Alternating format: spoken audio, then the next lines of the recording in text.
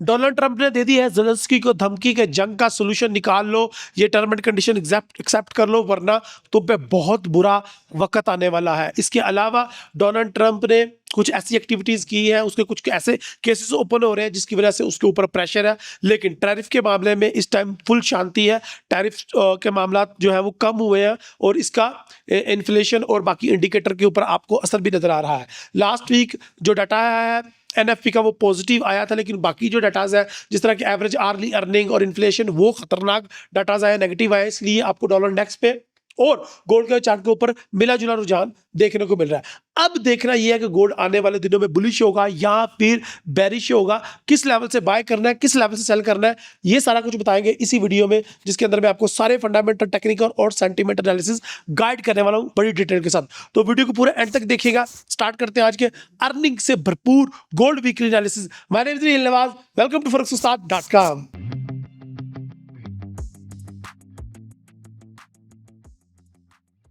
सबसे पहले मैं जियो पॉलिटिकल इवेंट्स के लिए और फंडामेंटल न्यूज के लिए चलता हूं प्रोफेसर इरफान साहब की तरफ, और उसके बाद टेक्निकल स्टार्ट करते हैं। जी इरफान साहब। इंटरेस्ट रेट कट की उम्मीदों ने दम तोड़ दिया है। Federal Reserve Bank of America representative की ओपिनियन स्प्लिट है। जोहरान ममदानी और डोनाल्ड ट्रंप की मुलाकात से पॉलिटिकल इंस्टेबिलिटी में कमी नोट हुई है। यूक्रेन रशिया तनाजा हल होने की तरफ बढ़ रहा है। Saudi Arabia United state of America में $1 ट्रिलियन की सरमायाकारी करेगा। एनवीडिया स्टॉक्स ने $572 बिलियन का रेवेन्यू अनाउंस कर दिया है। Commodity future trading commission report के मुताबिक गोल्ड ट्रेड का बायस सेल है कि आने वाले हफ्ते में गोल्ड प्राइसेस $3,978 लेवल या $3,870 लेवल तक ड्रॉप होंगी या रेंज करेंगी। आइए forex-ustad.com के साथ गोल्ड वीकली एनालिसिस डिकोड करते हैं। गुज़िश्ता हफ्ते Federal Reserve Bank of America representative Waller, William Barr, Kashgari और जेफरसन ने मॉनेटरी स्टांस को लेकर खिताब किया। इंटरेस्ट रेट कट के मामले में फेड की ओपिनियन स्प्लिट है। वॉलर इंटरेस्ट रेट कट के हामी हैं, जबकि काशगरी और जेफरसन का मानना है कि interest rate cut data dependency की बुनियाद पर होना चाहिए। एक बात तय है कि federal Reserve Bank of America के हर मेंबर का यही मानना है, जॉब मार्केट को कंट्रोल करना और महंगाई पर काबू पाना हमारे दो मैंडेट हैं और हम इन्फ्लेशन को कंट्रोल कर चुके हैं। जॉब मार्केट अनकरीब हमारे कंट्रोल में होगी। फेड का ये भी मानना है कि ग्रोथ के टारगेट स्लो हुए हैं, लेकिन United state of America economy track पर होगी। फेड वॉच टूल के मुताबिक इंटरेस्ट रेट कट प्रोबेबिलिटी 37% के आसपास है और दिसंबर में इंटरेस्ट रेट कट की उम्मीदों ने दम तोड़ दिया है। इंटरेस्ट रेट कट बयानिए की बुनियाद पर गोल्ड का बायस सेल है। Commodity future trading commission reports के मुताबिक कमर्शियल्स, नॉन कमर्शियल्स और नॉन रिपोर्टेबल्स ने गुज़िश्ता हफ्ते प्रॉफिट बुकिंग की है और आने वाले हफ्ते में भी गोल्ड में सेल देखा जा सकेगा। जॉब मार्केट के अदादोशुमार ने फाइनेंशियल मार्केट को कंफ्यूज किया है। एक तरफ ये कहा गया है कि अमेरिका में नई नौकरियों में इजाफा हुआ है, नॉन फॉर्म पेरोल के अदादोशुमार बेहतर हैं, और दूसरी तरफ अपनी बात को निगेट करते हुए अनएम्प्लॉयमेंट रेट में इजाफे की बात की गई। कंफ्यूज डाटे की बुनियाद पर फाइनेंशियल मार्केट वॉलेटाइल हो सकती है। जोहरान ममदानी और डोनाल्ड ट्रंप की बहुत अहम मुलाकात वाशिंगटन में हुई। दोनों लीडरान ने गर्मजोशी के साथ एक दूसरे से मुलाकात की। डोनाल्ड ट्रंप ने कहा कि जोहरान ममदानी न्यूयॉर्क के मुस्तकबिल के लिए बहुत अहम फैसले करेंगे और न्यूयॉर्क की तरक्की में अपना किरदार अदा करेंगे। United state of America political instability में कमी नोट की गई है, लेकिन दूसरी तरफ एप्स्टीन फाइल रीओपन केस आने वाले दिनों में डोनाल्ड ट्रंप की मुश्किलात में इजाफा कर सकता है। Jeffrey Epstein file reopen case पर डिटेल वीडियो forex-ustad.com पर मौजूद है, जरूर देखिएगा। डोनाल्ड ट्रंप ने एक दफा फिर ज़ेलेंस्की से कहा है कि रशिया यूक्रेन तनाजे का फौरी हल होना चाहिए। दिफाई तज्जिया निगारों के मुताबिक आने वाले दिनों में यूक्रेन रशिया तनाजा हल होगा, फाइनेंशियल मार्केट रिस्क ऑफ होगा, गोल्ड प्राइसेस डाउनवर्ड रास्तों को चुनेगी। एनवीडिया स्टॉक्स ने $572 बिलियन का रेवेन्यू अनाउंस किया। इकोनॉमिस्ट के मुताबिक एनवीडिया स्टॉक इन्वेस्टमेंट में इजाफा नोट किया जाएगा और गोल्ड प्राइसेस डाउन हो सकती हैं। टेक्निकल एनालिस्ट के मुताबिक गोल्ड प्राइसेस $3,978 लेवल और $3,870 लेवल तक ड्रॉप हो सकती हैं। आप अपनी तमाम तिजारत अपने मेंटोर के अंडर ऑब्जर्वेशन कीजिए। डोनाल्ड ट्रंप ने ज़ेलेंस्की को टाइम दे दिया है कि वार एंड करनी है ये रूस यूक्रेन की, तो तुम्हारे पास ये प्रपोजल है, इसको एक्सेप्ट करने के सिर्फ चंद घंटे हैं, जल्दी जल्दी एक्सेप्ट कर लो वरना फिर मैं करूंगा तुम्हारा इलाज।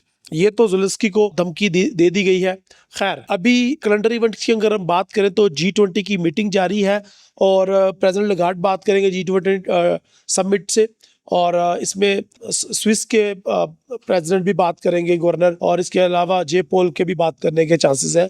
तो ये मीटिंग काफी ज्यादा इंपॉर्टेंट है। मंडे वाले दिन चांसेस हैं कि बैंक हॉलिडे होगा और ईसीबी के प्रेसिडेंट लगार्ड दोबारा बात करेंगे, तो ये काफी ज्यादा इंपॉर्टेंट बात होगी। लेकिन ट्यूसडे वाले दिन पीपीआई का डाटा है विच इज मोर इम्पोर्टेंट, और पीपीआई रिटेल, फिर उसके बाद retail sale, core retail sale, ये इंपॉर्टेंट डाटा है। यानी कि मंगल वाला दिन डेड कॉम्बिनेशन है। जो पूरे वीक की मूव है मेरे ख्याल से मंडे वाले दिन, ट्यूसडे वाले दिन जो है वो बहुत जबरदस्त मूव होने वाली है डॉलर डेक्स के चार्ट के ऊपर। पेंडिंग होम सेल का डाटा है, मैन्युफैक्चरिंग इंडेक्स का डाटा है, और सीबी कंज्यूमर कॉन्फिडेंस का डाटा भी ट्यूसडे वाले दिन मौजूद है। तो अगर बात करें तो मंडे को इतना खास कोई डाटा नहीं है यूएसडी का, ट्यूसडे वाले दिन अच्छे डाटाज है, बुध वाले दिन भी बहुत जबरदस्त डाटाज है। एयूडी का सीपीआई का डाटा, यानी ऑस्ट्रेलिया का सीपीआई का डाटा, न्यूजीलैंड का बैंक का डिसीजन है, उनके रेट पॉज होने के चांसेस है या रेट कट होने, 25 बेसिस पॉइंट रेट कट भी हो सकता है। एनीहो, जीबीपी का डाटा है, और उसके अलावा यूएसडी का अनएम्प्लॉयमेंट क्लेम का डाटा है, यूएसडी का जीडीपी क्वार्टर बाय क्वार्टर का भी डाटा है, और इसके अलावा core PCE price index month by month का डाटा है। जुमेरात वाला दिन और बुध वाला दिन बहुत ज्यादा इंपॉर्टेंट है यूएसडी के हवाले से, और भी काफी ज्यादा आप लो इम्पैक्टेड डाटा कह सकते हैं। पर्सनल इनकम है, पर्सनल स्पेंडिंग है, सीपीआई लीडिंग इंडेक्स है, क्रूड ऑयल की इन्वेंटरीज है, नेचुरल गैस का स्टोरेज का डाटा, तो काफी ज्यादा इंपॉर्टेंट डाटा होने वाले हैं बुध वाले दिन। और जुमेरात वाले दिन बैंक हॉलिडे है यूएसडी का, और बाकी कुछ इंपॉर्टेंट डाटा है। जुमे वाले दिन भी नॉर्मल से डाटा है, लो इम्पैक्टेड ही है ऑलमोस्ट सारे, यूरो के है, एयूडी के है, स्विस के है, लेकिन यूएसडी का कोई डाटा मुझे बहुत बड़ा नजर नहीं आ रहा। चले जल्दी जल्दी से गोल्ड वीकली एनालिसिस भी हम कर लेते हैं, क्योंकि गोल्ड वीकली एनालिसिस भी बहुत ज्यादा इंपॉर्टेंट है। तो सबसे पहले बात कर लेते हैं हम मंथली चार्ट की, और मंथली चार्ट में आपको नजर आ रहा है बड़ी खूबसूरती से मार्केट ने अपसाइड पे मूव दी है, लेकिन वो वीक कंप्लीट नहीं की, और अब मार्केट शायद डाउन साइड पे वापस आना चाह रही है। अगर वीकली की बात करें तो वीकली में कोई इतने खास मजेदार मूवमेंट नहीं हो रही, और पिछला वीक भी अप साइड पे वीक रही, और इस वीक तो बिल्कुल ही जो है ना अप एंड डाउन दोनों साइड पे वीक रही, और बहुत कोई डिसाइसिव मूव नहीं हो रही अगर वीकली की बात करें। और अगर हम डेली की बात करें तो डेली के अंदर आपको नजर आ रहा है कि मार्केट जो है वो एक ही जगह पे साइड वे हुई पड़ी है, जिसका जो एवरेज हाई है वो 4100, और एवरेज जो लो है वो तकरीबन 4031 और 4050 है। इसके दरमियान मार्केट जो है वो बार बार मूव करती जा रही है। सो मेरे ख्याल से कोई इतनी ज्यादा डिसाइसिव मूव नहीं हो पा रही गोल्ड के अंदर, इसी वजह से आपको थोड़ी सी कंफ्यूजन भी देखने को मिल रही है।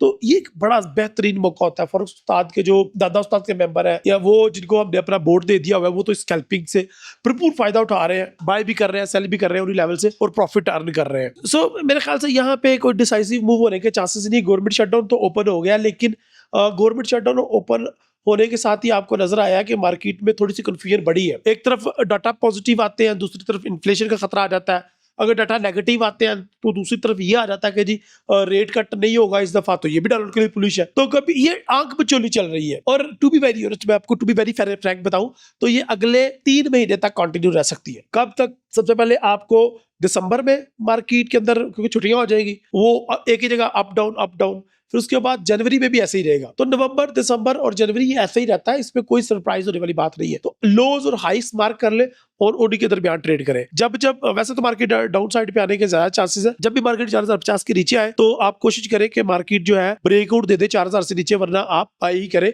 और जब भी मार्केट जो है 4100 या 4110 के लेवल पे जाए तो उधर से कोशिश करें कि हम लोग सेल करके प्रॉफिट अर्न करें, वही हमारे लिए ज्यादा अच्छा रहेगा। तो हाई से आपने सेल करना है और लो से बाय करना है, ये एक परफेक्ट और डेडली कॉम्बिनेशन है आपकी ट्रेडिंग के लिए। और इस वीक मैं शकील साहब को भी बोलूंगा कि एसएफजी के एनालिसिस दे आपको, इंशाल्लाह आपको वो भी बड़े जबरदस्त रहेंगे। जी शकील साहब बताएं एसएमसी में क्या चल रहा है। अस्सलाम वालेकुम, क्या हाल चाल है जी प्यारे दोस्तों। मुझे उम्मीद है सब लोग खैरियत से होंगे। तो वेलकम वीकली एनालिसिस वीडियो के अंदर आप सब लोगों को खुशामदीद है। तो सबसे पहले गोल्ड का H4 का चार्ट मेरे पास इस वक्त ओपन है। इसको समझने से पहले कि मार्केट नेक्स्ट वीक किस तरह की मूव दे सकती है, क्या मार्केट यहाँ से अब बाय साइड के ऊपर निकल जाएगी या फिर सेल साइड के ऊपर चली जाएगी लॉन्ग टर्म डायरेक्शन के लिए, तो स्मार्ट मनी कॉन्सेप्ट के अंदर सबसे पहले मैं स्टार्ट करूंगा DXY से। डॉलर इंडेक्स को समझने के बाद हम लोग दोबारा, क्योंकि डॉलर इंडेक्स की भी थोड़ी बहुत मूव गोल्ड के ऊपर असर अंदाज करती है, तो मंथली का चार्ट के ऊपर देखिए डॉलर इंडेक्स का ऑलरेडी मैंने आपके साथ शेयर किया है कि डॉलर इंडेक्स आने वाले वक्त में बुलिश नज़र आ रहा है। उसकी चंद रीजंस मैंने अपनी लास्ट वीडियोस के अंदर भी आपको लोगों को समझाई थी कि डॉलर इंडेक्स बाय साइड के ऊपर मूव दे सकता है। कहाँ तक दे सकता है? 106.037 और सेकंड लेवल 110। तो इन दो लेवल्स तक हम लोग वेट कर सकते हैं आने वाले वक्त में, लेकिन इसके साथ साथ वीकली कैंडल के अंदर कंफर्मेशन इससे बड़ी खूबसूरत दी और मार्केट अपने अगेन किस पॉइंट के ऊपर देखिए मंथली कैंडल को देखोगे तो ये बहुत ही ज़बरदस्त किस्म की कंफर्मेशन दे रही है बाय की।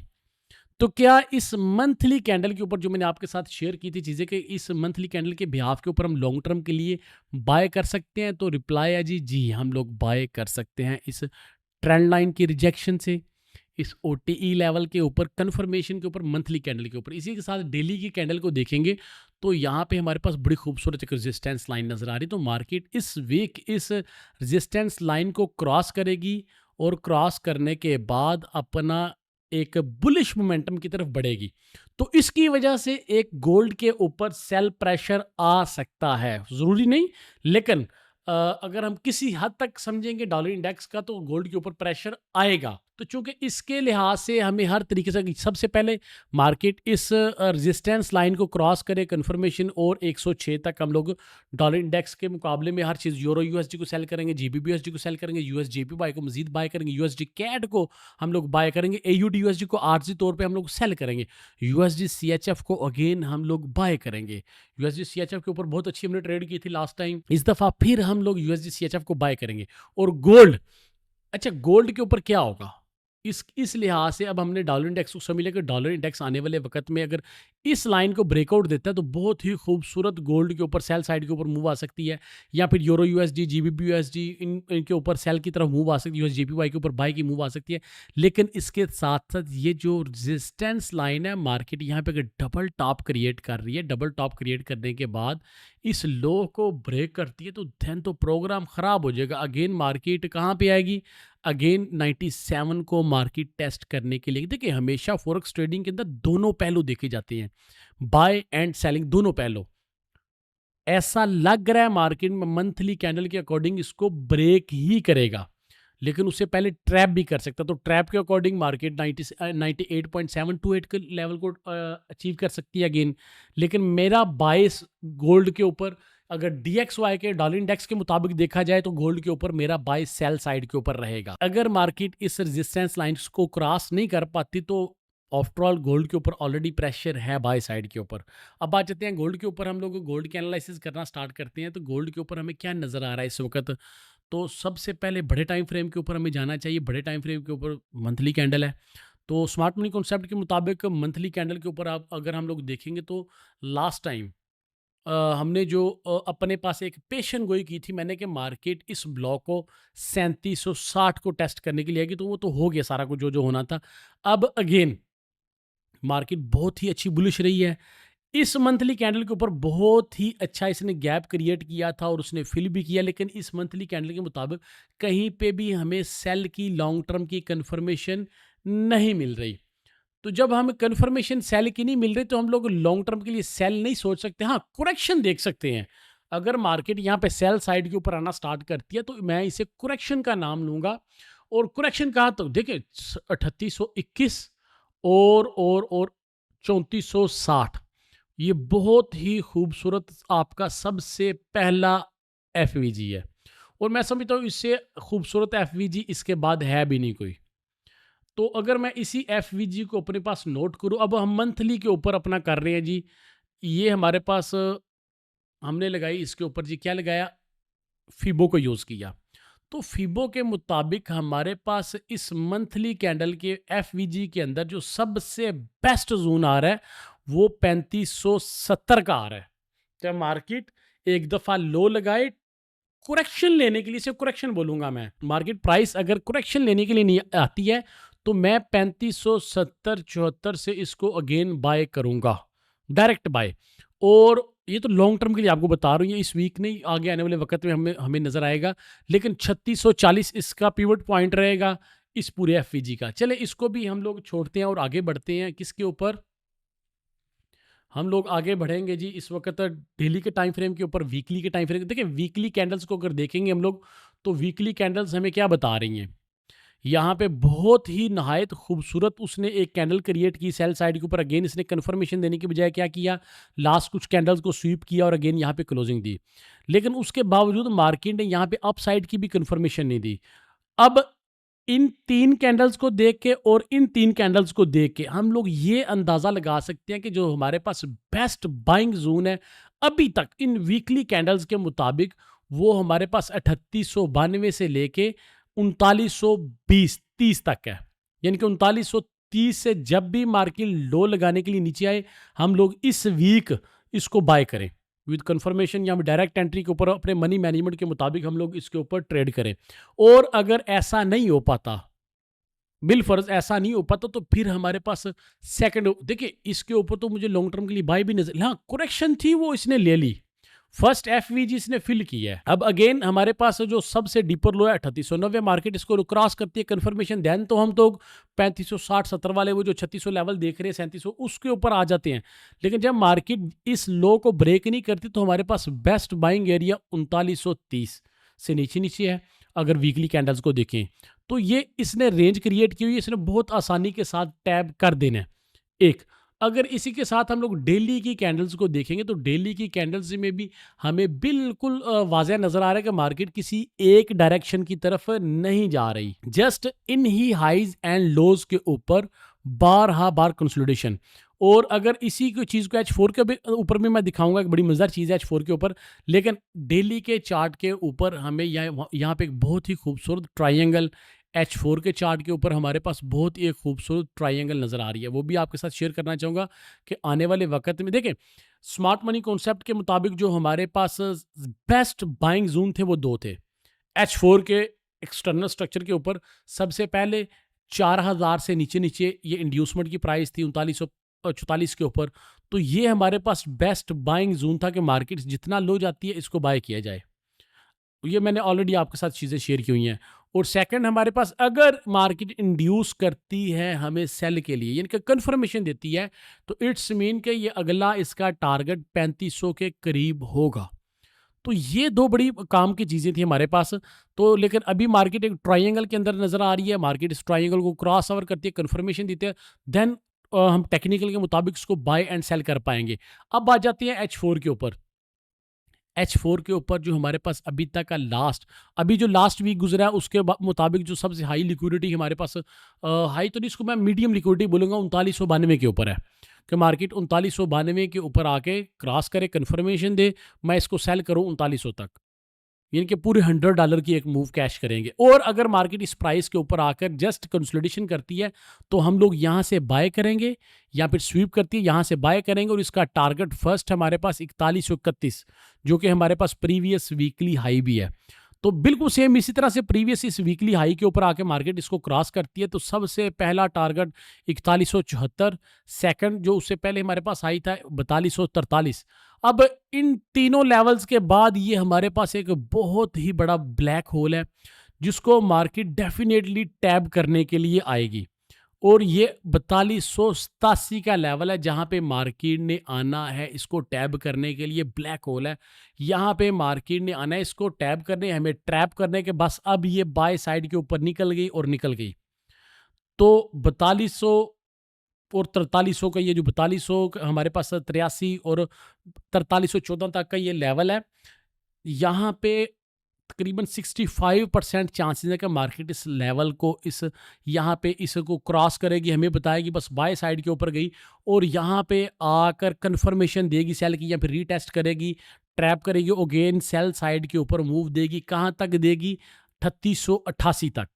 लेकिन ये इस वीक अगर हो जाता है तो ठीक है, नहीं तो नेक्स्ट वीक भी ये ब्लैक होल हमारे काम आएगा नेक्स्ट, क्योंकि मार्केट जब भी सेल साइड के ऊपर जाती है बाय साइड के ऊपर तो ये ब्लैक होल इसको अपनी तरफ खींचेगा, अट्रैक्ट करेगा, और ये ब्लैक होल फिल होगा आने वाले वक्त में।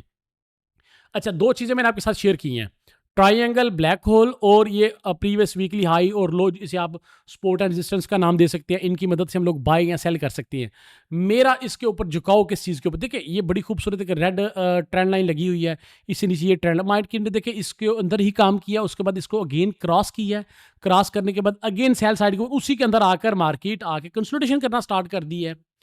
तो अभी तक H4 के चार्ट को देखूं तो मेरे पास अगर बेस्ट बाइंग जोन मुझसे पूछा जाए तो मैं 3950 का लेवल डिसाइड करूंगा। 3950 से नीचे नीचे मार्केट अगर मुझे मिलती है, कंफर्मेशन देती है, तो मैं इसको अगेन बाय करना चाहूँगा शॉर्ट टर्म के लिए, इंट्राडे ट्रेड के लिए।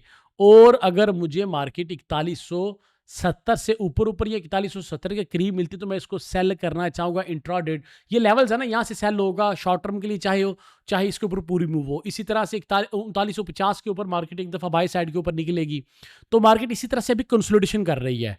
अगर लॉन्ग टर्म की बात करूं तो लॉन्ग टर्म के लिए 3900 के करीब करीब है, इससे नीचे हमारे पास बाइंग एरियाज हैं जिसको हम लोग लॉन्ग टर्म के लिए कंफर्मेशन H1 के ऊपर, H4 के ऊपर कैंडल्स की कंफर्मेशन मिलती है, हम लोग इसको बाय करें। तो अभी तक हम जिस नतीजे पे पहुंचे हैं कि मार्केट के अंदर इसी तरह से कंसोलिडेशन हो सकती है आने वाले वक्त में। इस कंसोलिडेशन के दौरान हमें फ़ायदा उठाना किस तरह से कि मार्केट ट्रैप करती है अपने उन्हीं हाईज एंड लोज के ऊपर। हर लो के ऊपर बाय, हर हाई के ऊपर सेल। 4250, 4172 सेलिंग एरियाज और सबसे बेस्ट सेलिंग एरिया 4300। इसके बाद 3998 यानी कि 4000 का लेवल बाय के लिए बेस्ट है हमारे पास। उसके बाद नेक्स्ट एरिया हमारे पास जो सपोर्ट आ रही है 3890। और ऐसा देखा जा रहा है कि मार्केट ट्रैप करेगी हमें सेल साइड के ऊपर और अगेन हमें बाय देखना है हर लो से। और इंशाल्लाह हम लोग जो इवनिंग की लाइव स्ट्रीम है उसके अंदर भी मैं आपको गाइड करता रहूँगा। लेकिन अभी तक मार्केट में ऐसा लग रहा है कि आइंदा आने वाले 1 से 2 मंथ मार्केट इस तरह से हमें ट्रैप कर सकती है और स्लोली अपने लोज बढ़ा सकती है। तो हम इसके ऊपर ट्रैप होने के बजाय लॉन्ग टर्म के लिए एक ट्रेड लेकर बैठने की बजाय हम लोग इसके ऊपर स्कैल्पिंग करें। लॉन्ग टर्म के लिए जो ट्रेड्स हमने ले ली ज़बरदस्त, इसके बाद हम लोग इन लोज हर लोज के ऊपर बाय करें, कुछ ना कुछ प्रॉफिट बुक करें और उसके बाद अपनी ट्रेड्स को मैनेज करें। TP1 ले, TP2 ले और उसके बाद हम लोग अपनी ट्रेड्स को क्लोज करते जाएं। तो हमने लाइव स्ट्रीम के अंदर भी आप लोगों को काफ़ी ज़्यादा बाय करवाया है, कुछ बाय लिमिट्स रखे हुए हैं, उनके ऊपर हम लोग ट्रेड करेंगे आने वाले वक्त में इंशाल्लाह। तो अपनी दुआ में मुझे याद रखिएगा।